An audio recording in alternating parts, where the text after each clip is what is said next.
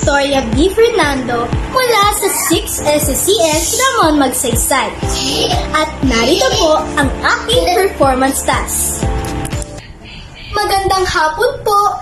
Siya po ang aking Lolo Aladino. Siya po ang aking napiling kapanayamin para sa aming performance task sa ESP6. Lolo, handa na po ba kayo? Okay, ano ba makipaglilingkod ko sa iyo? Mayroon po akong ilang katanungan para sa inyo. Ito po ang unang tanong. Bakit po mahalaga ang pagbibigay ng ideya o solusyon? Kasi para ma-educate yung walang naralaman pa sa mga bagay-bagay na hindi pa niya naranasan. Kaya yun ay ang kahalagaan ng pagbibigay na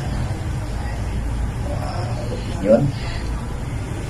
Ito naman po ang ikalawang katanungan. Paano niyo po na ipapakita ang paggalang sa pagbibigay at pagtanggap ng ideya o solusyon? Siyempre,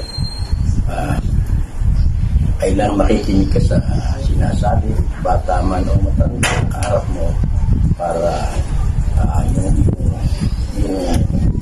magbibigay ng paggalang ay nakadadagdag din ng kaalaman para sa naman. Okay po. Maraming salamat po, Lolo, sa inyong ibinigay na makabuluhang kasagutan sa aking mga katanungan at sa nilaan niyo rin pong oras sa aking panayam. Alam na ba, yun lang ba? Gusto ko pa magsalita eh.